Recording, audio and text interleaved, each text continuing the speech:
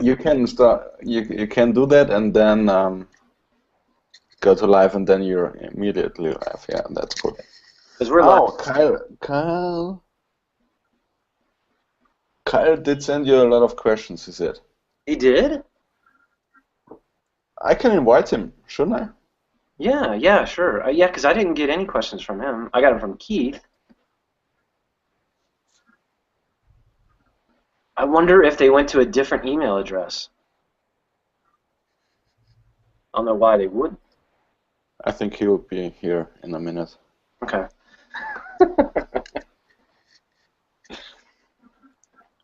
You work the best if you don't know what you get asked, right? Yeah, whatever. you need the pressure. Well, the funny thing is too is how I'm always like a big planner and say all that kind of stuff. And you got to plan your animation, you got to do all this and everything. Hey, Kyle, what's happening? Wow.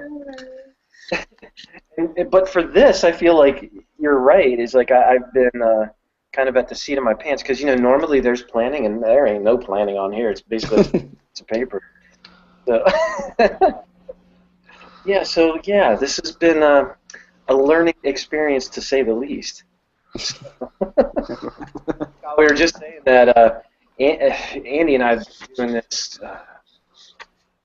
I don't know, 4 hours at least, trying to get this working, trying to get a chat of some sort to work back and forth, because there was about 13 people, I think, that were signed up, and I'm sure there'll be more that just pop it on and off, and so we were trying to figure out the best thing, and oh my goodness, it seemed so easy at first, and then it just wasn't. Hey, Keith, what's happening? And so it's been, trying to put it all together, so it's been insane. So you got the link, Keith. That's awesome. Very cool. I'm just waiting just another minute, and Andy, if you'll see if it's gonna go live, right? Yeah. It's live now. I don't know. Yeah, because you guys are all in the with me, but I don't know. Is it live now? Yeah, maybe you should change the size. Live. It's small. Is it really small? Yeah, I'll do it. Right. Just hold on a second. Okay, you're gonna take care of that. Just waking up here, so. Where are you? So what's the time? It's 7 a.m. here right now. I'm in South Korea. So. All right, cool, very cool. And Veronica, where are you? I'm from Indonesia. Okay, all right. And it's 6 a.m. Yeah, cool. 6 a.m. Yeah, 6 a.m. And in Germany, it's almost 1 a.m., right? Yeah. Yeah, we're trying to figure. There's a birthday party going on, so. No. Right now, I'll have my beer. Yeah, we tried to figure out like a good time that would be kind of beneficial for just about everybody. So.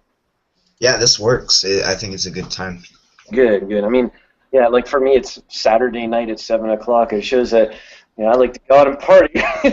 Saturday night, but I guess I did that too much last night, so I have no excuse. Is it live now? Are we all live? Right? Yeah, we are live. Good. Okay, cool. All right. Well, for just the two of you here that are with me that don't know me, I'm going to give like a kind of a history of myself and where I've gone and where I'm going and all that kind of stuff. And then, Keith, thanks a ton for sending those questions. I'm going to look at I'll answer those too. And then if anybody has any, I'm going to have the chat open, and also there's going to be questions that you can look on, this Q&A, so you can just click on a question there and it'll pop up right there. Oh yeah, and Kyle, I see that you got questions too. I didn't get those though. Did you send that to Mullethead? The Mullethead 0? Because if not, I mean, you can just type them in here and then I'll just answer them. Ah, there we go. That's probably where all the other ones went. So Is my mic working? Yeah, your mic's working. Oh, okay, I could just talk. I know. It's like I see you got a microphone there. Yeah, so I just have a few of you that are just with me, and everyone else just kind of watching, and hopefully asking questions that way. Let's see. Oh yeah, now I got them. Okay, cool. Very cool. All right, so I'll look at those. So basically, and let me change one little thing too. I'll be on the chat also. So I've been in animation now for 25 years, I think. So it's been quite a long time, and I've done everything from. I started as an animator, and I started in architecture, and I was an architecture for probably about 5 years in school, and then I saw a short film by PDI, which now they're DreamWorks, and it was Gas Planet.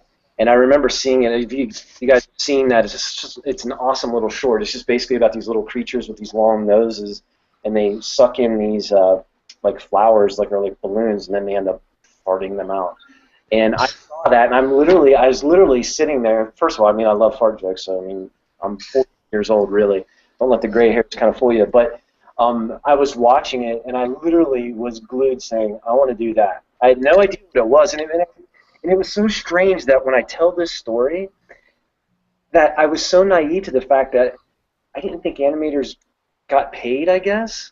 Because when I watched like Bugs Bunny or something like that, I never thought that this came from human beings. I never thought about that. I never thought that that could be a job, that could be something I could do. And then I remember right after that, I went up to the library and saw Animation Magazine, and I remember saying, "There's a magazine about animation? Are you kidding me?" And it just happened to be the issue that had schools in it. And I was like, "Man, I got to figure this out." And this was like I said, about 20 years ago, 25 years ago. And right at that time, there's none of this online stuff was going on. I don't even know if, I think the internet was just kind of beginning really at that point. And I ended up going to the school in Minneapolis. And I remember I told my parents, after almost 6 years of architecture, because it's a 6-year program, and I said, "Yeah, I'm going to drop out and become an animator." And I remember my mom actually chased me around my yard.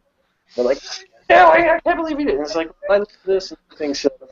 So I ended up going to this little animation school, and I don't even want to call it an animation school because it was basically a building with computers in it. And I had to teach myself. And so like the 9 old men are the ones that really taught me. The Illusion of Life. I had to go through 2 books because one of them is like I just looked so much that the pages were falling out.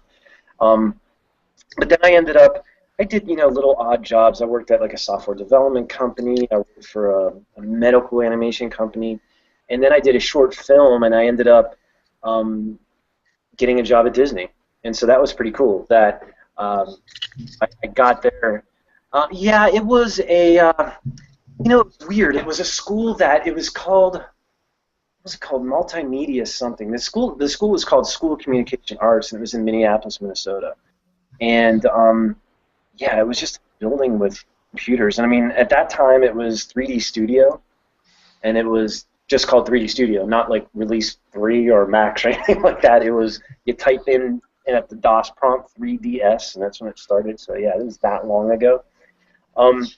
But I did a short film, and it got into different schools, and then I ended up going to Disney, and I worked for Disney Imagineering for about 3 years, and so I did a lot of stuff for like theme parks and everything like that. And like if you're waiting in line or anything, I did a lot of that animation. We also did a lot of virtual reality attractions. I got lucky that I didn't have to do like runs and jumps like game animation. I actually did the cutscenes. So I got to work on this Hercules project where I did Pain and Panic. They were so fun to do, and so I got to do everything that happened in between. But I was there for about 3 years, and then wanted to. It's such a weird segue, but I wanted to get into film, and so I went to a game company. I don't know why that happened, but I ended up working at Naughty Dog for about 6 months, and I am not a gamer. It's something that I love animation, but games, I'm just like, wasn't really into it. And if you're at a game company, you got to be. Those guys are insane for games, and that's great, but it wasn't for me. And so I was there for about 6 months, and then one of my friends sent me an email and said, "You got to check out this cool looking animation that they're going to start doing in Dallas, Texas," and it was Jimmy Neutron, and I'm like, that sounds pretty cool. So I sent my reel there, and literally the next day I got a call back from them, and they said, "Are you still interested in working here?" And I'm like, "Let's see, I just sent it yesterday. No, I don't want to work there anymore. I've totally changed." So I went down, and this was so cool. It was DNA Productions, and it was so cool going to that building. It's like my ideal is this like garage band, kind of grungy. Veronica talking about starting, a studio. This was like we had literally instead of walls, we had cardboard. Yeah, they did. Yeah, I mean, there's a sad part of the story too, but it was great. I mean, I was there. Boy, I think there was maybe 25 people, I think, and there was 10 animators that we were all hired at the same time. Within 2 weeks, I actually got promoted to supervising animator. I'd done like, I think, not even 2 shots. And so what that meant is that I had to do my own footage and supervise the whole animation for the entire film. And that was hard. I mean, because that was the first time that I really started to be in a leadership position with animation, and I'm like, hey, I'm still learning this too. But I was learning all kinds of processes and how to make everyone better, because as a supervisor, your job is supposed to be make it look like every shot was done by the same person. And man, that's hard because you've got 25 people, 25 different animators, all with a slightly different style, and you're trying to keep them, on the same page. It's a little hard, but that ended up being really cool because what Nickelodeon did was they had a television show already ready to go, and so as soon as we were done with the film, we ramped right into the television show. There was all kinds of issues with that because we had animated in basically Lightwave. It was a plugin called Project Messiah that was in Lightwave, and we couldn't have more than 4 characters in a scene. I mean, and it was like moving. Can you imagine like moving your character like in concrete? It was terrible. It was really terrible. Yeah, that's true. For anyone that's just viewing, there's a Q&A feature that you can ask questions. And there we go. Yeah, see, I got one there. I've got a couple of them. So really cool. Okay. So yeah, if you got any questions, please do ask it up there, and then I'm going to answer them. So we rolled right onto the television show, and working in that Lightwave was so hard, and I was trying to show producers, hey, there's no way we're going to be able to do these shots, these television shots. It was hard enough to do the film. We got to go into something like Maya. So I had to do a test that showed how we could have more than 4 characters in the scene. I actually had, I think, 15 Jimmies in the scene, and said, look, I'm moving my camera around them and everything like that. And they're like, hey, I guess we can do that. So let's rig all the characters in Maya. So we had to do all of that, so that was insane. And in the process of doing that, they also said, oh, by the way, do you want to start directing too? And my whole goal when I first started animating, like when I saw that Gas Planet thing, like I said, I want to do that. I really wanted to direct. And I didn't think I was ready for it, though, because I remember my first session, which when I sat down with storyboard artists, and they're like, hey, what do you think about this? And I'm like, pretty drawings. I have no idea. It's like I didn't know like how to cut. I didn't know how to not jump the line, that kind of stuff. And so I learned everything on the fly. And the one thing, like what I do with all my students, and a couple of you know this, is that I always say that if you don't know something, you really, really have to dig deep and try to figure it out. And with animation, it's the same way. So I really like to not just figure out the principles, but figure out why things work, how to get into acting, how to get the best out of your performance, that kind of thing. And for directing, what I ended up doing was I would watch a movie, and every time the camera cut, I paused and I sketched it. And so I have like an entire sketchbook filled of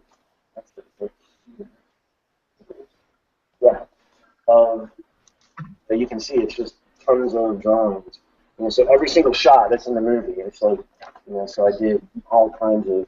This is a new movie right here. I did three movies. I did Jaws, I did The Graduate, Notorious, which is Hitchcock, and then Cool Hand Luke. And so that was, man, Jaws took me 2 years to do. But I learned so much about camera cutting. I learned so much about reframing and everything like that. And so that was pretty cool. So so what I did was 3 seasons of Jimmy Neutron, directing. And as we directed, we did everything from directing actors all the way to the final mix. And so I had at one point, and there was only 2 of us doing this. Keith Alcorn was the other one, and we had 10 shows going on at the same time. Man, that was insane. You know, a lot of fun. And we had all the animation done in house. All the animators. We were doing.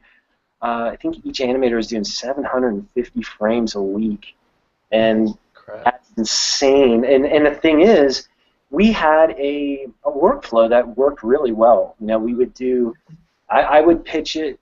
There was one supervisor per team. There was 2 teams of I think 15 animators, and 15 or 12. I don't remember. But one supervisor for that. So each director had a supervisor and a team, and we would pitch the shots, and then they would do blocking. So I would see, you know, basically 5 minutes a week of blocking done at the beginning of the week. And so we would look at an entire sequence all blocked out. And that was a great way for me to kind of see it first, and then make sure everyone's going down the right path. Because I mean, you guys can imagine that if you're going to start on a scene, and then all of a sudden, you know, just get into it and you don't show anybody, and you're like, hey, I've only been working on this for 4 days. I've been killing myself. What do you think? And the directors go, nah, that's nothing that I wanted at all. And then you just lost 4 days of work. Whereas instead, hey, let's work on it for a couple of hours. Show me blocking and see if it's going down the right path. And you say, yeah, that's awesome. Or wait a minute, because I had one animator that did a really fun shot, and it was really great, but it was finished, and it didn't fit. And I remember seeing it going, man, I hate doing this to you, but I love this shot, but it just doesn't fit in the show. And he's like, really, man? And I'm like, you wish you showed me blocking, because he literally worked all week on it. And that killed me, you know, as a director too, because I was in my head, I'm thinking 2 things. Oh my God, I got to tell him that it's not going to be in there, or how can I make this work? And it just wasn't working. And so that was the lesson that I told him. I was like, I guess you got to learn to block a little bit, you know. So we did 3 seasons there, and we were saying about DNA. The next thing that I was going to do was I was slated to direct a film for Warner Brothers. And so we did a lot of development for that. We did 2 maquettes, 2 like models, and then we actually modeled the character in 3D, and I even animated it. We ended up going in, pitching it. It was weird because how that whole process worked, instead of just green-lighting it from the script, because the script was not solid at all. The idea was great, but the script was really weak. And so we were trying to make the script better, but some weird red tape producer stuff. And we had a ton of great art, and I'm telling you what, this movie would have been awesome. And we pitched it to Warner Brothers to go the next step, you know, to go into animatic and to start hiring actors and everything. And they loved it and said, hey, what do you need, $6-7 million? And we're like, oh my God, this is going to work. And then they read the script and said, it's not as good as the pitch was, and so it kind of died. And not long after that, DNA died. You know, so this company that I love, that, you know, and it's such a family, we all had to go our separate ways. But it's kind of cool in the fact that now a lot of those people are at Pixar and Disney and Blue Sky and DreamWorks all over the place, and so it's kind of cool. I mean, we all say how great it was, and we wish we could have been back there, but you know. But after that, I moved to Southern California, and I worked on Back at the Barnyard as a director, also as supervising director this time. And we actually got nominated for an Emmy. We got nominated for an Emmy for Best Directing, which was really cool. Didn't win that one. And then the second time, we got nominated for Best Show and won. And so that was kind of cool. And then I worked on Planet Sheen, which was a spin-off of Jimmy Neutron. And that's where I got more into the producing part of it, too. And, man, there's a lot of stuff that goes on that I just don't ever want to know about when it comes to producing. I'm just like, I just want to, like, write and direct and animate. This other kind of stuff is not really for me. And, yeah, that's the part of animation that I don't really like. But someone's got to do it. And so I did that for a little bit, and I don't take credit for it because the show did not turn out the way that I expected it to be. And so that didn't even last a season. And so since then, I've been working with Animation Mentor, you know, off and on for about 8 years. and now I'm starting my own thing, this animation workflow thing, and writing. And the last part is I'm probably going to be co-directing a live-action film in the summer. We got to get our budget together and get all that going, so we'll see what happens with that.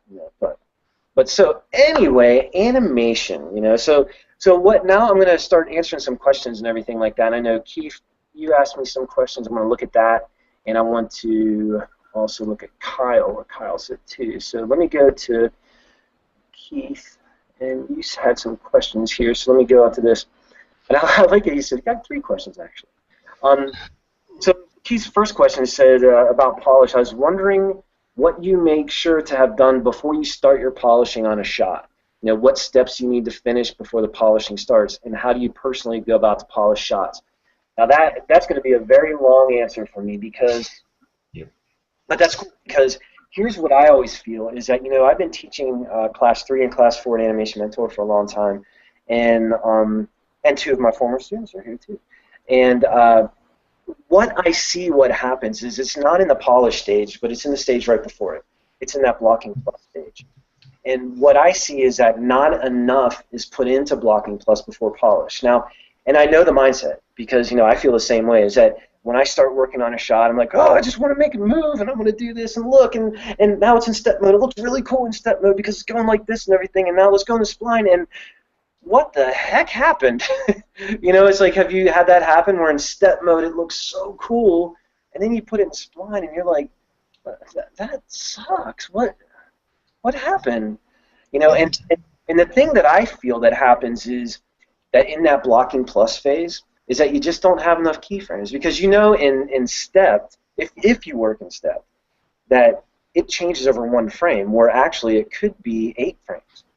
And so we're seeing a different timing, a different spacing, and then when all those frames are there and you go into spline, then it becomes really apparent. Now, if you don't work in step mode, if you work in just spline mode, I feel like you're more layering, and to me, I know there's some people that can do it. There's a couple of animators at Pixar especially that they can do that really well.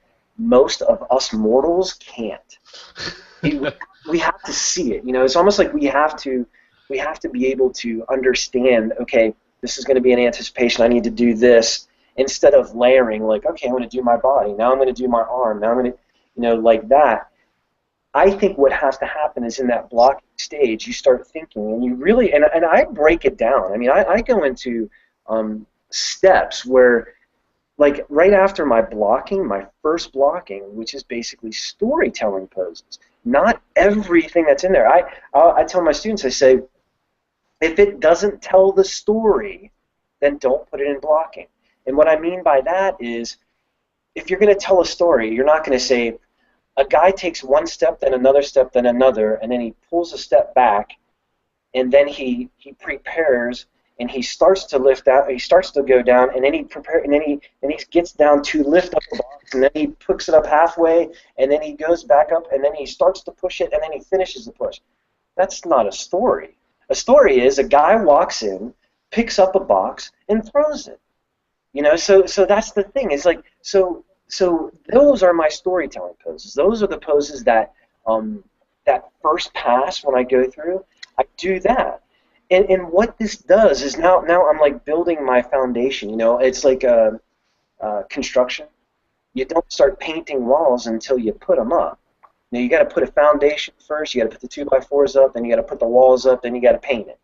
And so that's the way I look at it too. And so after that phase, then we go into the blocking plus. I mean, there's some other phases, other steps that can go in there. But in blocking plus, I'll start thinking about my anticipation. I'll start thinking about my transitions. And in my transitions, I'm thinking of everything. I'm thinking of spacing. I'm thinking of arcs. I'm thinking of drag and overlap when I'm doing my individual pose. So like when I do my main breakdown, I start thinking, okay, I'm going to drag the head when I go like this. And so my breakdown is going to be my body's like this, my head's dragging back, like that. So I put all of that into that blocking plus, into step mode. And so if you look at my animation, it's like I have a key almost every other frame. Most of it is like every 4 frames, but almost every other frame. And so when I go into polish, it looks pretty similar. Now, When I do go into polish, though, I think I have a very methodical approach to it. And this is the hardest thing, is that if you're in the splines and everything, do you think of, when you first watch your animation, you're like, okay, the first time, and you're writing down notes. Remember I was talking earlier about planning. I'll write down notes, but I bet you this is what happens to most of you. If you'll write down a note and you'll say, all right, cool, I'm going to get back into I'm going to get back in here, and all right, I'm going to make this change. I'm going to make this, all right, so I made his head move. All right, now I did that. All right, let's render. Let's see what it looks like to make a change. What happens if you do that, though? When you do that, you go like this. You go, oh, I didn't know the leg did that. Oh, man, let me write that. Oh, and look, his arm on frame 50. What's going on there? I didn't see that. So you took one thing off, and you just added two more. And then if you do that again, you're never going to finish the list. So that's what I call noodling. I feel like you don't really know what you're looking for.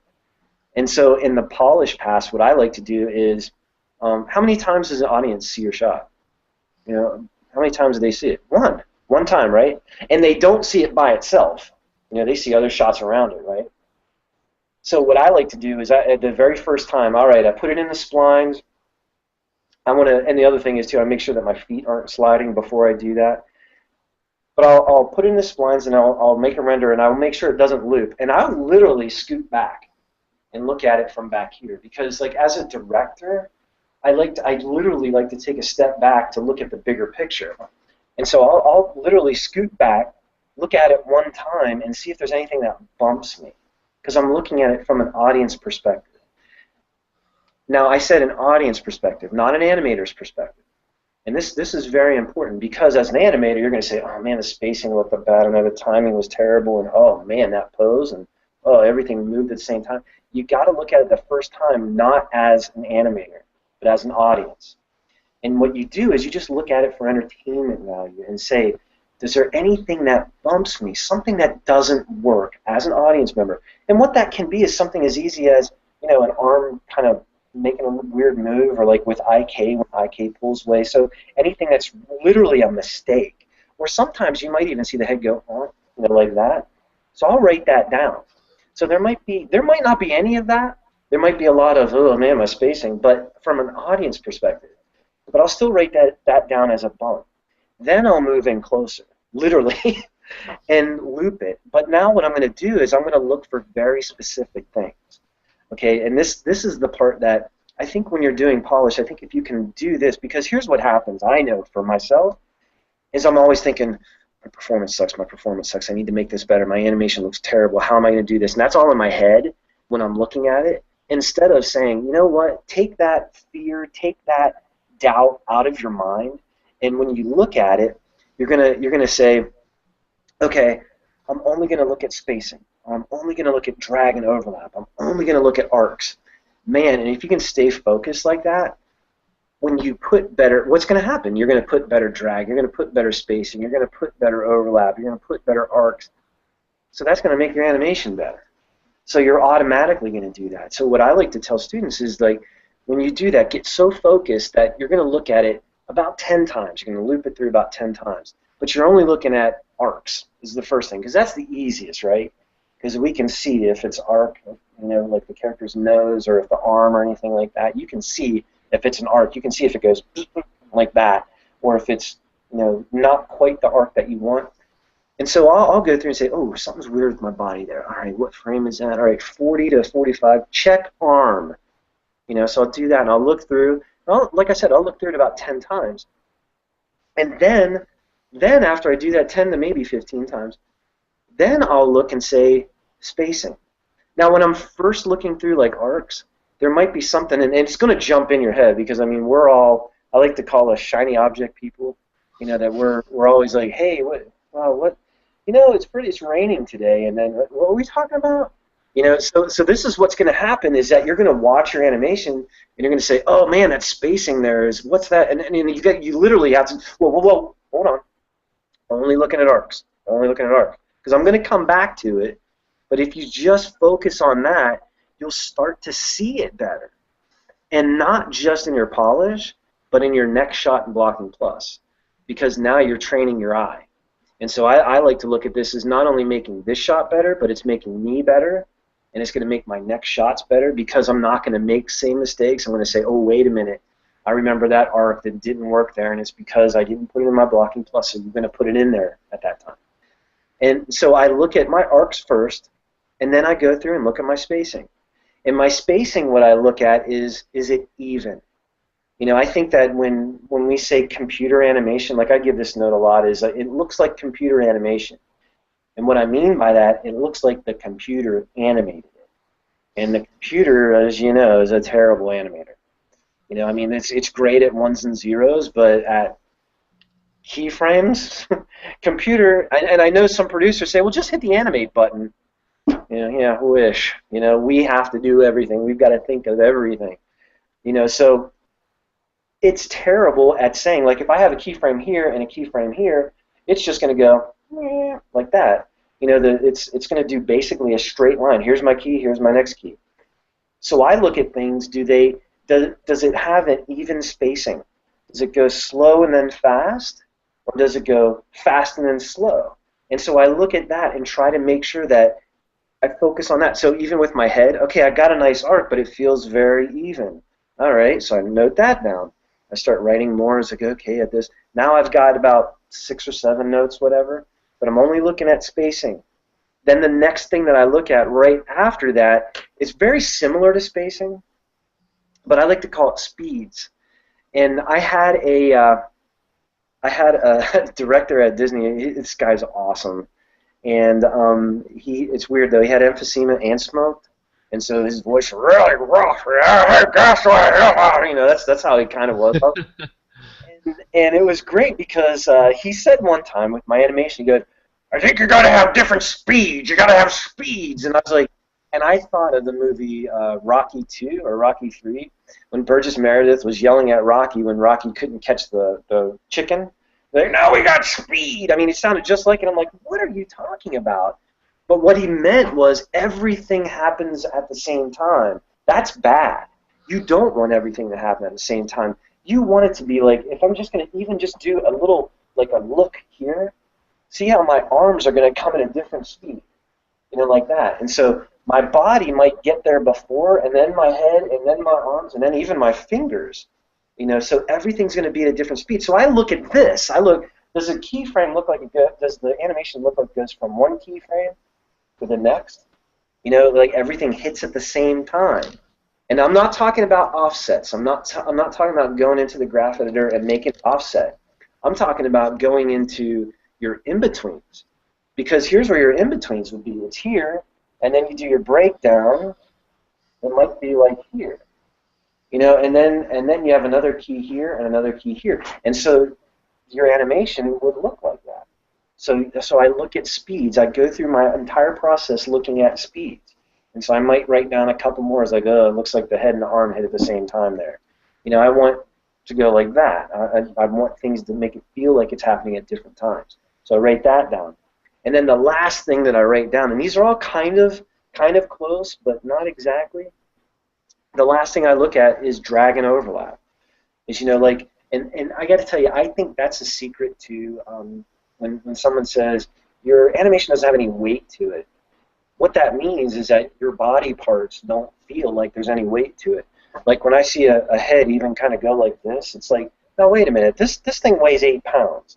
You know, so when I turn, first of all, it doesn't, my neck's strong, but it's not that strong. I mean, there's going to be a little bit of looseness to it, and so there's going to be a little bit of a drag to it. My hand, if I'm going to lift it up, it's going to have some drag to it.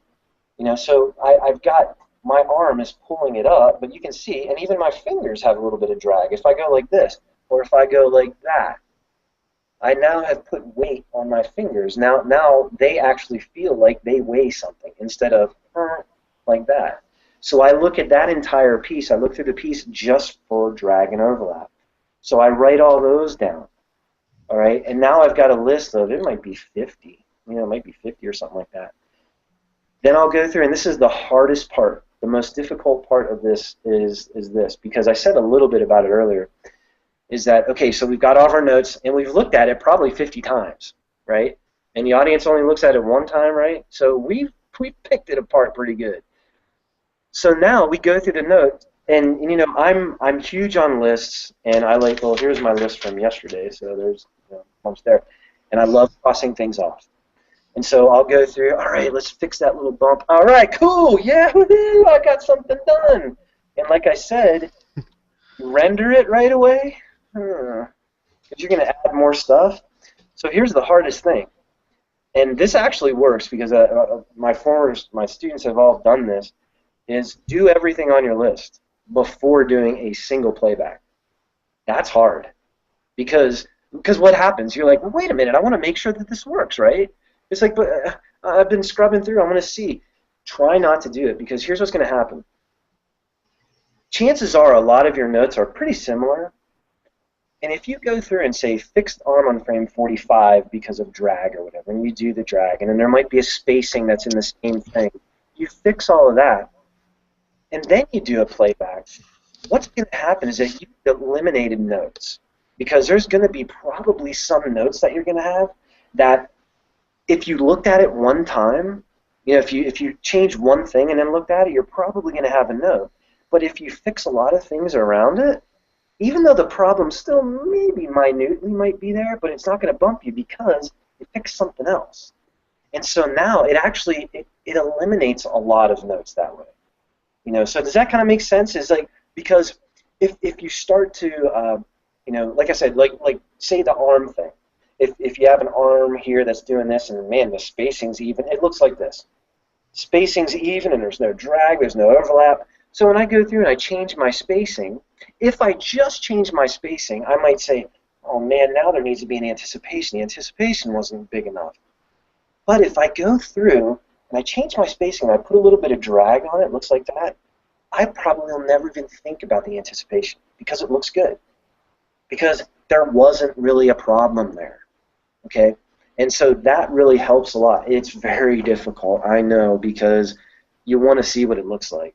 But I think that if you can do that, that's going to help a ton. You know, so that was a really long answer, right, for just the polish. That was a great answer. Yeah, nice. So I'm gonna go to another question that Kyle had. Let's see. Okay. Well, he's actually talking about AnimFlow. So let's talk about animation first. I wanna see this. I have some animation questions that I sent on there too. They're just I'm gonna look at. So let's see. He says, I find personally I can produce decent animation when I have a long period of time to work on it. It takes me a long time to produce something, however. I feel like in television or game production environment, be constantly strapped for time. Hell yeah, for time trying to meet my deadlines. Are there workflow techniques or other ways to produce quality animation faster? Yeah, I tell you what. I mean, you know, look what we were doing, 750 frames. You know, and the quality isn't film quality, but I think it's pretty good for what we were doing. And a lot of that was workflow. A lot of that was doing the blocking first. And actually, let me take an even bigger step back. Planning first. I mean, that's the biggest thing. I made sure that everyone would, you know, listen to their shot, plan it out, maybe do some video reference. We didn't do a lot of video reference for that. We did it for some more difficult things. And then some animators started to do it and really liked it, so they kept doing it. But planning was a big thing. I had one animator that when I would pitch his shots, you know, his would usually be earlier in the sequence, and then he would go back to his desk and start working. And I remember this one time I was done pitching. It was probably like an hour later, and he's already in Maya working on the shot. And I said, "Dude, what are you doing?" He goes, "Man, I gotta animate the shot. I gotta do this." And I said, "Wait a minute, but you don't understand that when you're planning, you're actually working on your shot.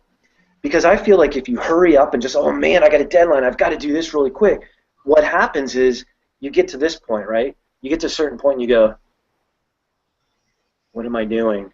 How am I going to finish this shot? What am I going to do here? Oh my God, it's Thursday and it's due tomorrow. How am I going to, you know, you start freaking out. But if you take the time at the beginning to really plan your shot, and I mean really plan, even to the point where you say, I always use a stopwatch, and there's an animation timer that you can use online too, that you can go through and actually say, and I would do this, I mean, it's like hitting a space bar. I would visualize it in my head. All right, here the character is walking up to it, and he does there at that frame. And I would look, okay, 14 frames, all right, let's do it again. I'd think about it, all right, 12 frames. All right, that's kind of, do it one more time. I'd always do it like 3 times to find the right frames. And then I'd write it down, 14 frames to do that. All right, he lifts this up and it takes 6 frames. I would be that meticulous with it. I mean, even if my drawing skills aren't that great, I mean, I can draw circles really well. But anything else, not so much. If you see a lot of my drawing, I mean, I got actually pretty good when I was doing, a ton of the, what I was saying about doing the storyboards, basically. I got pretty good at that, but in general, my stick figures are about it. And if you see them, most of them don't include legs because, hey, it looks pretty cool. And then I add the legs and the proportions all off. So I don't know. I stay away from that, but I write a ton of notes. So I'll say move left hand from frame 50 to 58. I mean, it's very specific. And so basically it's like a floor plan. And that doesn't take very long. And I look at it and I say, okay, here's exactly what I'm going to do. So now I feel like I'm done with my shot mentally. So all I got to do now is put in a computer. And what I used to do is I would get to that point and I would jam music and I would just crank it. So I'd go through that blocking first, and the faster you can get that blocking, and especially if you can get to the director and get that approved, you're half the battle's done already. And so yeah, that'll really speed you up by doing that. And then going through, like we talked about the blocking plus and the polish, all those parts will help you become even faster. And yeah, it's pressure filled for sure. I mean, we also did stuff on the television show that we did like we try not to have that many characters in shots. We would go to medium close up so that you wouldn't see their feet. They're walking, so you don't see their feet. That kind of stuff. I like to do more complicated camera works. Like the question that Keith, I think that you had about cameras is that animators will work with the camera a little bit. I don't know how it works like at Pixar or anything like that, but what we did was, we had a layout team, and then if the animators had to make some adjustments, they could. If they were small, if they were bigger, they would definitely come to me. But I left it up to them. Like, hey, if you want to give them a little bit more headroom, you want to pull back a little bit, that's totally fine. But your cameras will usually, at least with the placement and everything, will already be finished for you. So I think does that kind of Kyle, does that kind of help you with that question a little bit? Yeah. I don't know. I usually plan my shots. I don't know, pretty well, but I just don't know like the ratio of what I would normally what would be done in a production environment because I've never really been in one, right? So I'm like I've once I start working, I'm a little bit worried about getting in there and at Animation Mentor I would have we did a shot for 3 months, one shot, right? Right. That acting shot, and we had 2 weeks or something like that to plan, and I know obviously I would never have that in a production environment. So I probably would have to produce that kind of quality in 1 week. Yeah. The same. Yeah. So that's mainly what I'm worried about. And so what would be the ratio, do you think, of how long would you spend on a 200 frame shot? How long would you spend on planning? Planning, I would probably only do. Let's see, because what I like to do is, if it's in a production environment, there's one step that you don't have to do, which is the character. The very first thing, and I'm in my course in AnimFlow, we actually take one whole week and talk about character, because the more that you can get into your character, the more that you can understand that character, the better performances that you can get.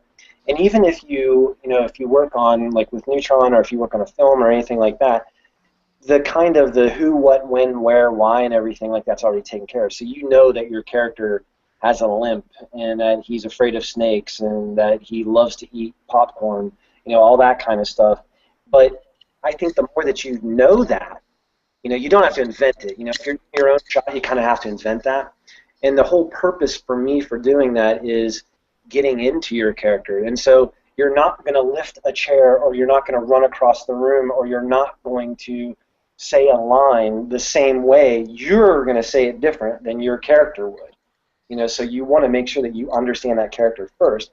And so if you're brand new, this is your very first shot with this character, I would spend about an hour understanding that character and really thinking about it. And literally like this, thinking about the character, maybe writing down some notes about them, and figuring out kind of how they would, even before you hear your audio shot, before you hear the audio. So that you'll get more into them, because here's the thing. If you know that this person's angry and is kind of shy and agitated, that's going to, no matter what you hear now, whatever your audio is going to be, you're starting to think of it with that character in mind. You know, there'll be little things that you'll hear in the audio that you'll add to it, but if you have that character already, you know, he might be a little bit agitated like this, and now you're thinking of him like that, then you hear the line, and what that does is that makes such a much better acting choice. And that's a ton of the, and I got to tell you, I think that is a ton of the work, you know, is, because here's what happens. Okay, normally you might hear the audio first, and then you're like, what the hell am I going to do? Okay, the director said to do this, now I'm going to do this, and you start thinking, and then you're just sketching or whatever, and you might even get to a point where it becomes Wednesday and say, oh man, I got a better idea.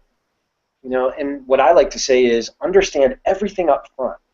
You know, so if I spend maybe an hour on the character, let's talk about the planning part. Then it depends. So you say like 200 frames? Now let's make it 240.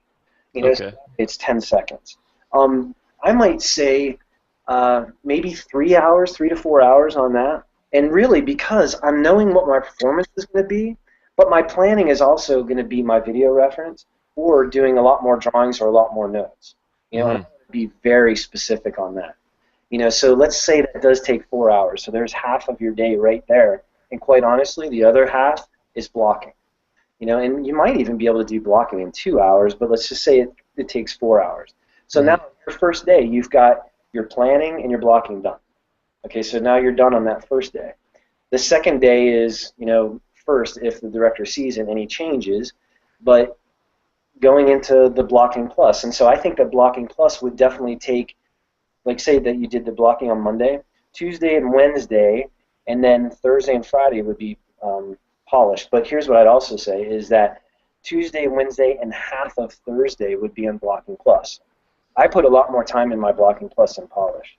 I remember first shot that I did for the Neutron film, you know, I put so much into my blocking plus, and then when I polished it, you know, and I splined it, and I didn't show him finish. I said, well, here's the work in progress. It was just right after that. And he goes, oh, man, looks really great. You know, spend the next day or two polishing. And I'm thinking, day or two? This is going to be done in 2 hours, dude. And I did. I mean, I finished it in like 2 hours. He goes, oh, man, that's great. And it's like, yeah, because I think the mindset was, all right, cool, now you finished that stage. Now spend 2 days polishing. It's like, why? Yeah. So I put all the work in the blocking plus, so I didn't have to put that much in polish. You know, I went through that whole steps of what I did in polish, and then the last thing is adding secondary action, and that's where I only focus on little things. You know, like that kind of stuff. Secondary action also is lip sync. You know, in the AnimFlow course, what I do is we don't do lip sync until the very last week, because here's the way I look at it: is lip sync is one of those things where really easy to do, kind of. And for us as animators, that we're like, look at the mouth's moving, look how cool that is, and you're like, yeah, that's great, but the body sucks. You know, it's terrible, but the mouth's moving. I would rather it the other way. I'd rather let's get a really great performance, and if the lip sync is okay, it's still going to look awesome. You know, I mean, lip sync, you can't really mess it up unless it's off sync. That's really the worst part. But I look at it as icing on the cake. You know, let's make sure that cake is really tasty first, and then we'll put some really good icing on it. You know, so I don't spend that much time. So I think that if you break your week kind of like that, you know, that first day of planning and blocking, you might even see that once you start getting up to speed and getting faster, your blocking will be even faster. You know, so, and then the blocking plus, that's why I really would take that Tuesday, Wednesday, and half the day Thursday, and then do polish on, you know, Thursday and Friday, and there you go. You know, even 200 frames, because if you think about it, if you're going to spend, and I'm only talking 8-hour days, by the way, you know, you can do more, and you know, and I know the thing is like, man, I'm in a groove, and then you look up, and all of a sudden it's 10 o'clock, and then you're like, oh man, I didn't even realize. So that could happen, but I'm still saying that when we did 750 frames, we had guys that were working less than 50 hours. I mean, one guy was doing 40 hours, and he was cranking out some great stuff. You know, so we were doing all right with that. So Cool. Awesome. cool.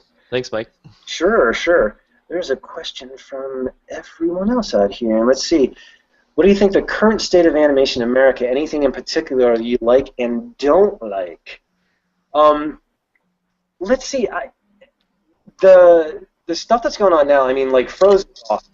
You know, I thought that was great, and it's actually a really good movie. I'm not a huge musical fan, but my kids loved it. I mean, I've got two girls, 14 and 12, and they absolutely loved it. And my 14-year-old's can sing like anything, so she's singing those songs. I'm like, hey, and I heard those songs before watching the movie.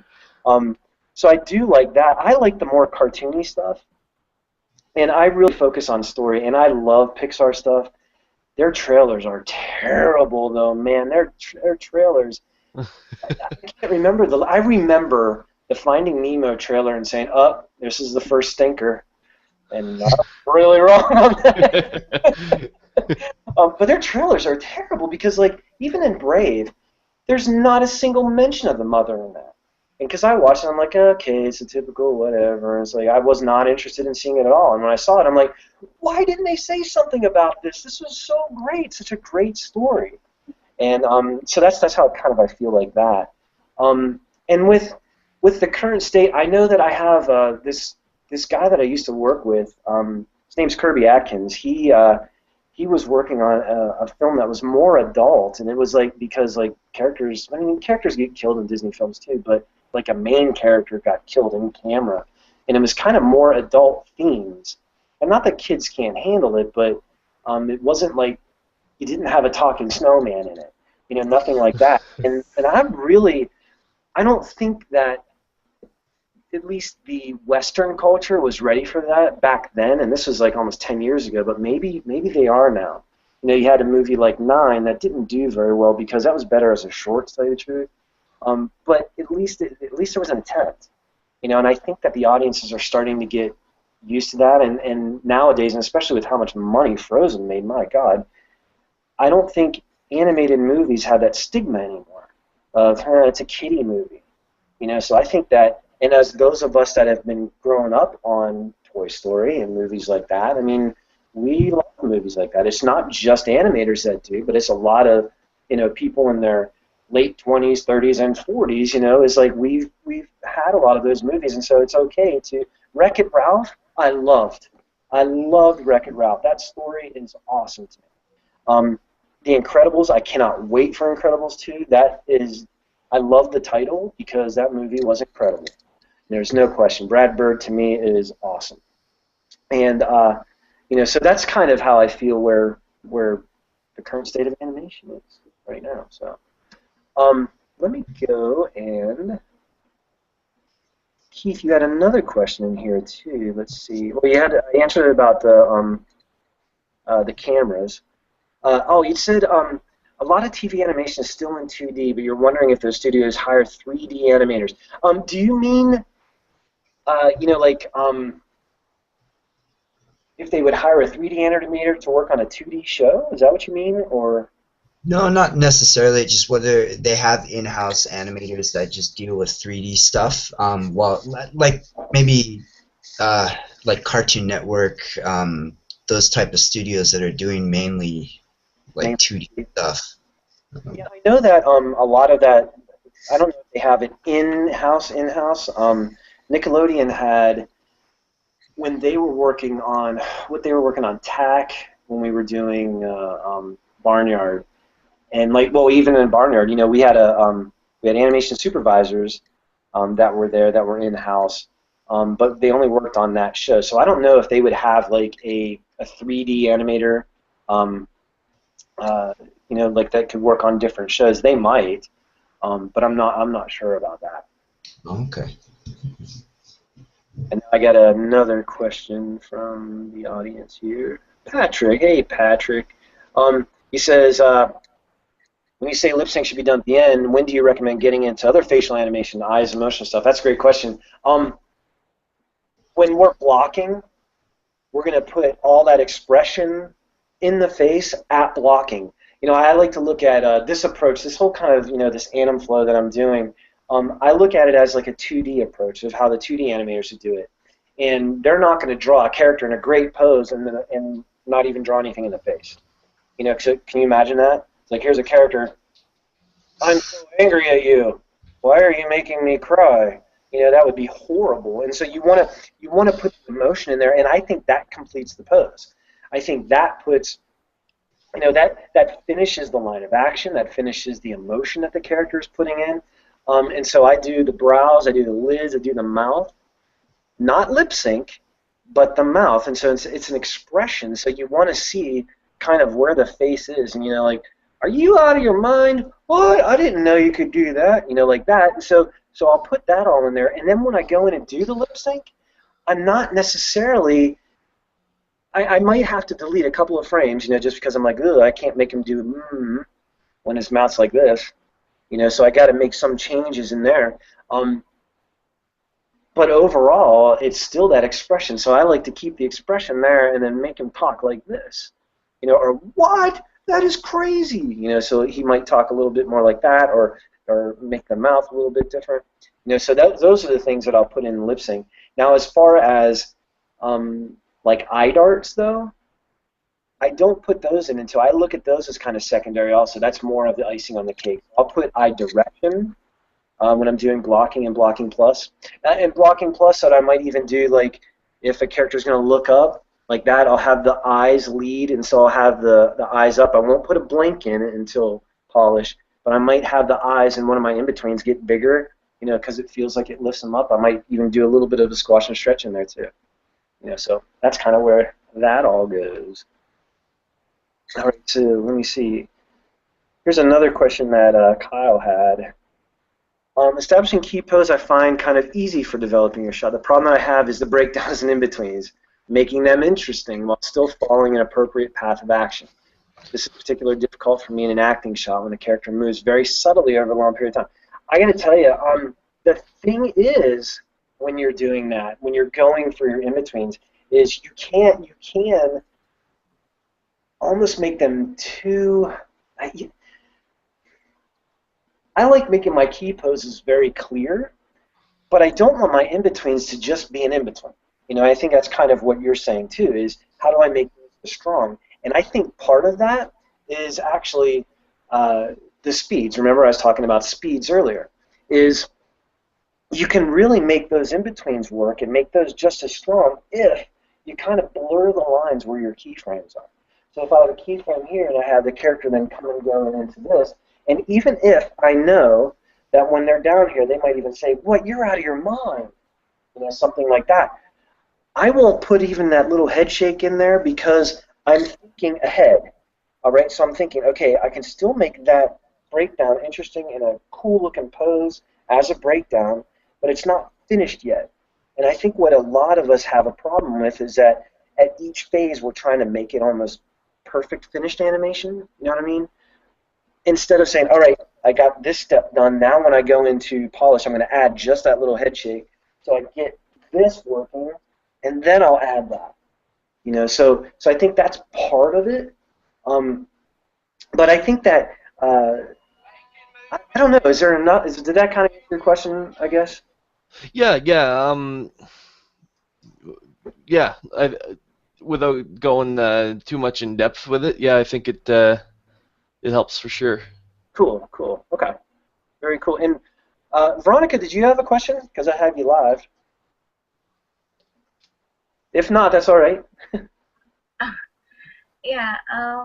Well, I think I have a question more like in a workflow but maybe more like because I'm starting in the studio. Maybe in a system in a studio. I know that you're already directing, and maybe you can have some tips about the workflow in a studio. And you mean not just animation, but in the entire workflow, like even with layout and lighting, or just in animation? Yeah. Maybe for the whole, but yeah, I think I'm starting a new project, a small project that maybe just for an animator. So Okay. maybe yeah, it will work if Okay. just for animation. Yeah, I think the biggest thing is, you know, that first step is planning. I mean, that's the biggest thing. And if you have something set up where you can even get the animators maybe even into video reference, you know, so maybe there's some place that you can have them set up to do video reference and show them also how to make different choices, because that's the biggest thing. You know, like when I'm trying to direct animators, is I always give them ideas, but I don't want to pitch the exact thing to do. You know, put his arm here and all that. I mean, I might every once in a while, but not overall. And so I like to let them kind of play. But then, you know, the whole process of the blocking and the blocking plus and polish, you know, the blocking is the big thing. So I mean, if you're going to set it up, making sure that you have blocking reviews, I think is very important. What I also did was I did something called rounds, where, you know, like how doctors go around and see their patients, stuff like that. I would do that too, you know, at different times, not during the blocking, but really during the blocking plus and polish, to make sure that they were kind of hitting like milestones, is I think probably what you're trying to get for, I think, is like at what stage would you want to review it? You know, I like to look at an entire sequence, because we tried to do this at first. We tried to say, just block your shots out, and then as soon as you get the shot, we'll just look at them individually. That wasn't smart, and that didn't work. You know, we looked at an entire sequence. And even when I was reviewing final animation, the entire sequence had to be done. You know, so I looked at it that way. And so the two milestones were, three of them were the pitching, you know, so you pitch that, and then you would do the blocking, and then we would have final and then retakes. You know, so that's how I would set it up as, like, for an animator, that would be their milestones. Does that kind of answer the question for that? Yeah. Okay, cool. Yeah, and it all depends on how many, you know, like we were talking about earlier, is how to do, you know, in that 5 days, and how many times to do it. You know, like for me, we eventually got into a flow where we were pitching on Mondays. I mean, it took a long time to get to that point, though, because, you know, you'd have holidays, you'd have all that kind of stuff, and so sometimes we'd pitch on a Tuesday, and the shots would be done on Monday, you know, and all that kind of stuff. And so that became a pain, because it was really nice to get in a flow of, all right, every Monday we're going to get a shot. That means we're done on Friday, and so, hey, if I get my shot done at 2 o'clock on Friday, I'm out of here. You know, so I kind of like that. You know, I wish every week could have been like that, but that's what we strive to do. So that kind of helps. So cool. That answer it, I hope? All right, cool. Yeah, thank you. Andy, Andreas, did you have any questions? Well, I just want to, maybe you can give me an advice. What kind of shots would you put on a demo reel?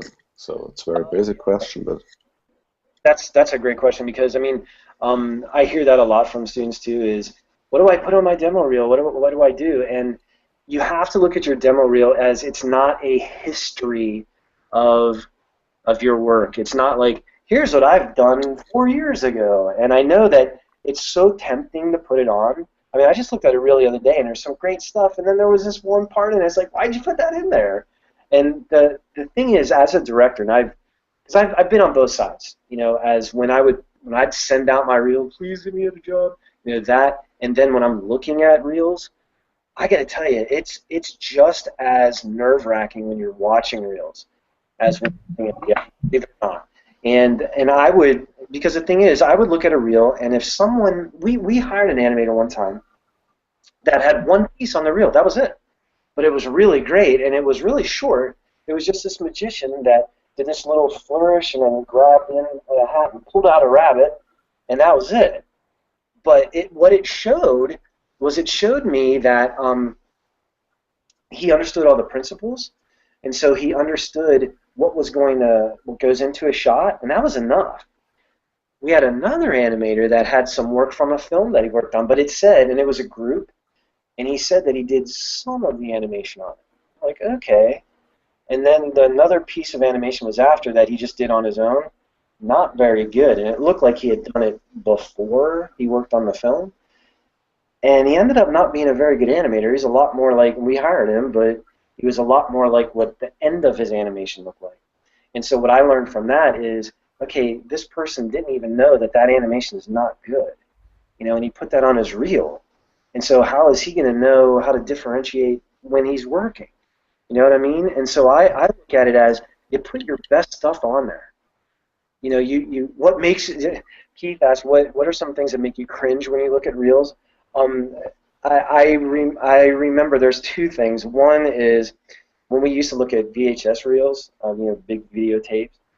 Sometimes some people would put them. They would spend so much time on packaging, and there was like big packages and stuff like that. And every single time there was a lot of work in the package, the animation was terrible. And there would always be some music with it. I mean, music I don't mind, but I always turn it down. And I have my demo reel, my director reel, and I have music from Saw on it, but I'm putting pieces next to it. You know, so I'm kind of cutting them all together to show how I can direct. But stuff that makes me cringe, I don't like looking at walk cycles. That doesn't. If it's a game company, that's perfect. But I wouldn't put walk cycles on if you're going to try to get a film or television job. I wouldn't do that. I would put performance in it and kind of know who you're going to send it to. If you're going to send something to ILM, work on creature shots, you know, stuff like that. Not really cartoony stuff. If you're going to try it, Pixar or Disney, don't put the creature stuff on it. You know, not realistic stuff. I would put more cartoony stuff on it. The way I look at it is this. You break your reels down by this and say, if you watch your piece, and now we're all our own worst critics, and so we're all going to say, it could be better. But if you look at it and go, I don't know, don't put it on. If it makes you question just a little bit, don't put it on. You know, I'll look at it and say, because I've made this mistake before. I thought, oh man, I've only got 2 pieces. I need to put a third one on there. So what did I do? I hurried up. I made something that I thought was going to be great, and when I'm working, I'm like, yeah, this is great. When I was finished, I was like, I don't know, but at least I got 3 pieces. Man, I should have never done that. I should have just kept with my 2 pieces and continued to work on something better and then replace that. You know, now if you've got 3 great pieces, that's awesome. But if you got 1, that's fine too. You know, like I said, I just saw this reel that there was like 5 different pieces in it, and the last one, I don't know why the person put it in there. It's almost like that's obviously something you did a year or 2 ago, but why put it in there? Because it's nowhere near as strong as these other ones. And for me, it made me think, well, which is the right animator? Was it this shot or was it this shot? You know, so I wouldn't even put that in there. So does that kind of help? I hope. Awesome. So what do you think? If it's around a minute, is that okay? Or yeah, that's totally fine. Because you know, I got to tell you, it should be your best stuff first. But yeah, if it's a minute, that's great. You know, because you got to think of it too. The person that's looking at it, we're not going to watch 5 minutes every single time of how many animators that there is. You know, and so you want to catch them and then almost like let them go, you know, really fast, so they can say, "Oh man, I want to see more of this. That guy's awesome." Or did you see the work she did? That's cool. You know, let's watch that piece again. And that's what you want. Not, okay, now here's another piece. Now here's another piece. Now here's another piece. You know, like that. You want to, like I said, that one piece with that magician, I don't even think it was a minute. And we hired him, and the guy's awesome. The guy's really good. You know, so I think that's all it's needed. So, all right, awesome. Let me see something else. There's another question that Kyle had too. You're talking about. Here's a thing that you said. As a student, is it more beneficial for me to work on animation exercise or more drawn-out shorts? Okay. Here's my thought on shorts is that I think if you want to enter them in film festivals and stuff like that, that's great. That's my whole thing when I did my short. That was the only thing that I wanted to do. I just wanted to work on a short film and get it out there. I was lucky and that Disney saw it. They actually saw it. I don't know how. Even the guy that hired me, he forgot how he saw it. But I had sent it to a friend or something, and he saw a work in progress, and they hired me before it was even finished. So, and I mean, it was some cool character piece, but I liked it for the story. And so, if it's for story, then do that. But I think it's more for animation exercises, meaning that, okay, do you want to do a subtle acting shot? Do you want to do an action shot? I think that's the thing. It's going to show you two things it's going to do. First, it's going to make you better, and then it's going to make your reel better. And that's really what we're trying to do. And here's a big thing, actually, to kind of combine that and the question about the reel, and I do this even to this day when I'm writing and directing, is you got to think that it's part of the process. If you think, oh my God, I got to get a job, oh my God, I got to do this, you're going to do a pretty bad job on your stuff. Instead of saying, you know what, I'm going to take my time and learn some subtle acting in here. I mean, it's only going to take me 2 weeks or 3 weeks or whatever, but I'm going to really focus on this. And so I'm going to find a piece that has a nice subtle thing, or maybe I'm going to do something where it's an over-the-top cartoony thing. And instead of thinking, oh, I got to do it for my reel so I can get a job, you think, I'm going to really take the time to learn this. Because here's what's going to happen, is that's going to be awesome in the end. Because you have that different attitude, you have that right attitude about it, and you're gonna take that fear and that anxiety, kind of. I know Patrick's still listening, and I bet he's saying, yeah, right, whatever. You'll still always have that anxiety and fear, but it definitely takes it out. And it allows you to focus on just your animation. And so that's what I would say to do, is if you want to do a short, you can do the short, but I wouldn't do that for a reel. Okay, does that kind of make sense? Yeah, that makes sense. I've been wanting to do a short for a long time, but I got to start working soon too. So. yeah, I know, and that's the hard thing too. Is, okay, where do I would like to do this, but I would also like to do this. Here's the thing though, is I know that some people will say, well, you don't have time when you're working. Yeah, you do. You just need the time for it. So you will have time for it. So that's the way I would look at it. I try to make myself as good as I can. I looked at that thing with directing. Now I was thrown to the fire, with directing. But I said, instead of going, oh man, how am I going to learn this? I said, all right, here's what I'm going to learn. There's an exercise that I like animators to do when you're trying to learn about performance. Because listen, the part with animation is there's two different parts. There's three different parts, really. There's the fundamentals, there's the workflow, how do I get from an idea to a finished shot, and then there's also acting, which takes a really long time to understand.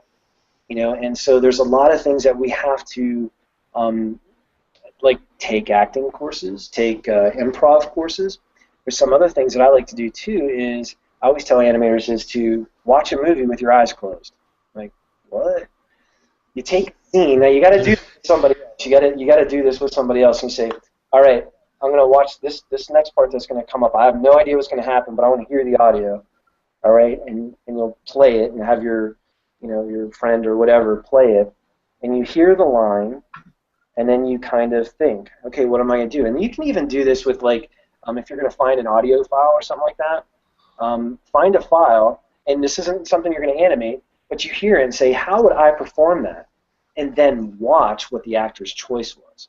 And so do something like a film that you've never seen before, an actor you've never seen, and you'll see and say, oh, wow, look what he picked up that glass. I'd have never thought about that. Or look how he looked around here. Oh, man, that was crazy. There's a shot of Tom Hanks in Charlie Wilson's War. And actually in AnimFlow, in one of my lectures, I actually go over this shot. But it's really cool because I'm talking about secondary action. And if you remember the movie, there's a part in there where I think he went to Las Vegas and had a hooker or something like that. And so now they're trying to smooth it over. They're actually in Washington, and his 4 assistants come in and they're trying to spin the story. And Philip Seymour Hoffman is coming in also at the same time, so he gets up and leaves as Tom Hanks is trying to smooth the story over. And you really get into his character of him thinking, and inside you can hear him saying, oh my God, how am I going to fix this? What am I doing? I give him and it's really cool because he does little things like this, and he does it so slow that his eyelid like literally goes like that. It's really weird. I'm looking at it saying, I would have never thought about that. Now some of that is instinctive for him, but as us as animators, there is no such thing as instinct. It's not like we're going to put it in Maya and say, oh, wow, look what Maya did for me. That was instinct. We have to move the lids. We've got to move the brows. We've got to put that finger there, make it bend, and make it do that. We've got to do every little part. Whereas that's why I said actors got it easy. It's like they can just sit up there and do it, and then they're done. We've got to move every little thing. It's an instinct for us. But so we have to act also. So we have to think of that. And so that's something that I think we all have to work on. So if you're talking about like exercises, those are the kind of exercises that I would do, because that'll make you learn a lot more. Okay. And you did have questions kind of about AnimFlow, and like what would you say? What kind of exercises or something? What kind of assignments? Yeah. Okay. And how much time will the assignments take? Okay. What I'm doing is a lot of the stuff that I'm talking about here. We spend. You said how you got to do it in a week. Well, what I like to do is let's figure out how to do this, and we take an entire week per thing. So then when we're going through our character, that's 1 week. When we're going through planning a video reference and everything, because I want you to make sure that, yeah, you might be able to do it in a day, but we're going to do it in a week. And in that week, we've got lectures that go along exactly with what I'm talking about. We have like something very similar to this, like a Google Hangout, where I talk about something specific and we go back and forth. And then we also have a group critique where, say there'd be 2 students that we're going to say, okay, we're going to look at Keith's and Kyle's shot today. So now we're going to critique it. And that's in addition to me critiquing, wherever you are at that point. And so we really beat up every single phase. I mean, I even go through, when we go through blocking or blocking plus, we do just anticipations. Because the reason why is I go through why it's important and all that kind of stuff and how to see it even in live action films is I want to show you that even the most minimal anticipation should be in your shot. Because I used to, like, even with my animation mentor students, I'd say, well, put anticipations in breakdowns. And not everyone would put anticipations in. And I'm like, it's so important. That makes your shot so much better. So I figured that if you break it down and you can only do anticipations this week, and you'll learn and say, oh, man, that little, like, I'm just moving my head from here to here, but if I do tiny anticipation, that makes it so much better. And so when you do your shot that you have to do in a week, okay, remember anticipations, because I remember when we did that, it worked like that. And so that's why I'm almost like put the brakes on everything and say, all right, now we're going to do this. Now we're going to do this. Now we're going to do this. Instead of, all right, hurry up, get your animated shot done, and now let's move on to another one. I want to make sure every single step is taken, is gone through very methodical like that. So that's kind of where that's going to go. Cool. Awesome. I think that's a good way to do it because doing it right the first time, doing it slow, and then you build up speed doing it right. Exactly. That's exactly it. Because what I like to do is I take out all of I like to say I take out the mystery and the magicalness of animation because I had a student and I used her work quite a bit, like even just to show the phases, because she actually said, Annette, if you guys know her, she actually said at one point, you know what, I'm going to follow this all the way through and I'm going to see what happens, and you should see her work now. It's awesome. I mean, it was good to start, but right now she did, and I remember her even saying, can I do lip sync now? And it's like, not until last week. And there was another student, too, that was like, every single week, now lip sync? And I was like, nope, until the end. And he's grateful for that, too. He goes, I wanted to do that, but look how much better it ended up. It's, yes, because I don't want you focusing on that. I want you to focus on this, because it's only one thing. Like when we go into Blocking Plus, you start thinking, oh, my God, secondary action. Oh, my God, overlap, drag, spacing. I got to do this. And instead, we're only going to do anticipation. Don't worry about that. When we do our main breakdowns, you are going to think of drag and overlap and spacing and that kind of stuff, but we're going to do it on a breakdown level. And that allows you to, oh man, okay, now I can do this. You know, so that's pretty cool. You know, so yeah, you're right. And then when you got to do it in a week, you can't. You know, you're not going to be like, oh man, I had 5 days to do this, now I got to do it in 5 hours. No, you'll be able to. Let me see if there's anything else with that question. Can the workshop be taken more than once, or is that what the one-on-one? Oh, okay. There's a couple of different things actually that I'm trying to do. Is the the workshop is the whole 10-week thing, and that includes all the critiques. You know, that, like I said, every week you're going to have. I've got 1 or 2 lectures, and the thing is, the lectures aren't like 20 minutes long. They're right to the point. And, you know, some of them are 5 minutes, some of them are 10. So that way you can watch it again, and there's a lot of great stuff in there. There's some stuff that, like, even Andreas, that he and I have been going, and I was like, dude, you got to check this out. And, like, I myself, and I'm like, you got to see this. It's so cool. He's like, oh, man, that's awesome. But it made me get excited about it, so that was pretty cool. You know, the critiques, what I also like to do in the critiques is I'm not going to do just a little 4-minute thing, or you can look at things, is what we've been told at another place. I look at the entire animation, you know, and I also do this is, you know, like when you, sometimes if you get a critique, you might have a little bit of the mentor going like this at the very beginning. You know, kind of looking at it before. Well, I watch it before and I write down notes, and so the critique, even if it's only 4 minutes, it's 4 minutes of notes on everything. You know, so you'll get that every week. So what you were asking about the one-on-one, that's for people that if they don't want to take the workshop, they can just get a one-on-one critique. Like if you have a piece of work that you've maybe gotten done already, and you say, hey, I want to take a look at this and get more notes. That's what that is. So Kyle, it's a little bit different than what the overall workshop is.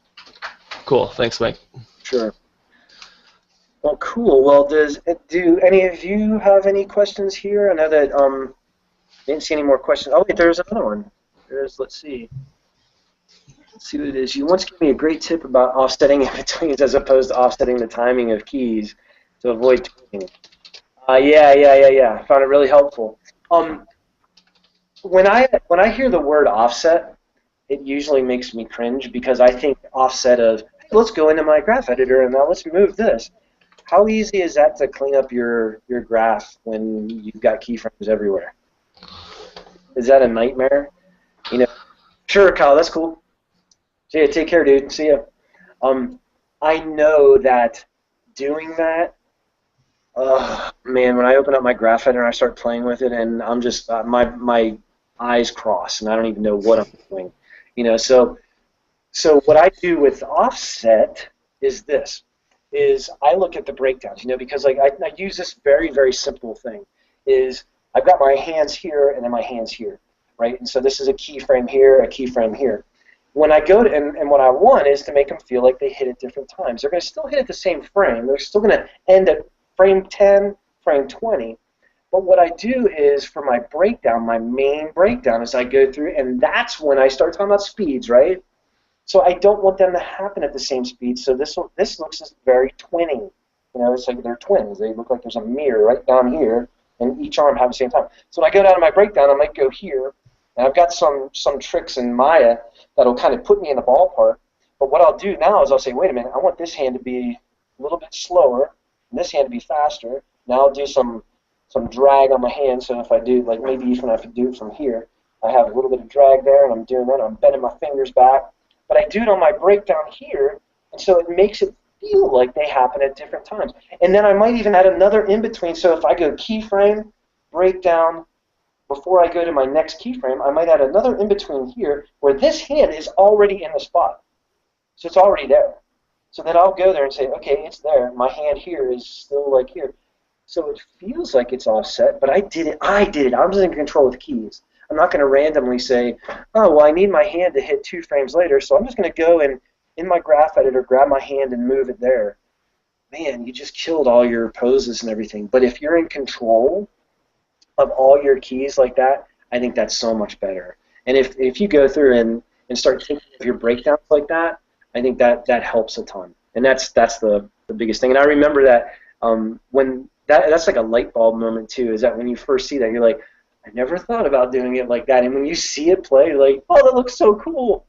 You know, and then you put it in polish, and you already have all those keyframes there. You're like, I don't need to do anything except maybe bend my fingers back a little bit more, that kind of stuff. So that's always a nice little thing there. So all right. Well, we got a ton of questions answered. I hope. I think we're going to be doing a couple of these for sure. You know, because I like doing this, and then always be connecting on the website and at animflow.com. So I'll check that out if you guys can. If you haven't heard about it, you know, try check that out. Because I think that this course is something that I've been wanting to do it for a while. And I love the line that someone gave to me the other day is, you don't know you need this. Because as two of my students are still here that can attest to it, is that they didn't know kind of that they needed it. I mean, I know it sounds weird, but it's like going through this whole process, I think, opens up your eyes to, hey, I can animate like that. You know, when you look at a shot from Frozen, or you look at a shot from The Incredibles, and you're like, there's no way I can do that. Yeah, you can. When you break it down, because they've done it the same way. They start out with planning, they did blocking, they did their blocking plus. They might do a little bit of different stuff, you know, in that kind of process. But still understanding those real key principles like that, how to get from blocking plus into polish, and understand, here's how I do anticipation, here's how I do overlap, here's how I do drag. When you do that there, all of a sudden you're like, oh man, my animation is pretty cool. That's awesome. It takes that magic away from it. So I'm not answering the question that someone just asked me. It has nothing to do with anything. So just another little question, Mike. So if you move out from step, you personally, do you directly get to splines, or do you use plateau tangents, or? Oh yeah, I actually, you know, talk about we were saying how, or I was saying how we're very like shiny object people. Is one thing that for me, when I would go from step to spline, is before auto tangent, I could not, if I just splined it and hit play, my feet would always move. Because here's the thing too, is when we're going through blocking and blocking plus, I always say move your feet. Even if it's just a little bit of a rotation, or the character is going to take a step forward, you're going to move everything. And when I go into polish, I'd see those feet slide. I'd literally go like this. I couldn't look at anything else. And so I got to a point where I would make sure I flattened those feet out first until auto tangent came around. And so I use auto tangent when I go from step mode into, because that makes the keys a little bit better, and it gets rid of that. So that's what I use. I know some people even use linear, you know, but you know, auto tangent works for me. That's just works for me. So. But don't you get all that little overshoots if you? No, auto tangent actually gets rid of that. If you just went to slide, well, it doesn't with you, because I haven't seen it. You know, because like that's what the numbers are. It's like when I have the feet like that, it has that natural overshoot. Since auto tangent actually gets rid of that. Well, maybe I have the overshoots because I haven't done the blocking right. That could be it. You need more keyframes. Yeah, exactly. That's what I always tell people. They're like, well, my polish still doesn't. I said, you need more keyframes. You in charge, not the computer. True. All right, everybody. Cool, though. We got a good hour and a half in. So for those of you that were just listening in, I hope you had fun. And you can always email me or Facebook. I am on all the time. Just ask Andreas. I live pretty much on my computer. So when I'm not waiting, I'm always on it. So all right, everybody. So take care, and we'll see you hopefully soon. Great. Thanks a lot. I appreciate it. Sure. Thanks. Thanks so much. It was great. Take care, everybody. Awesome. Bye-bye.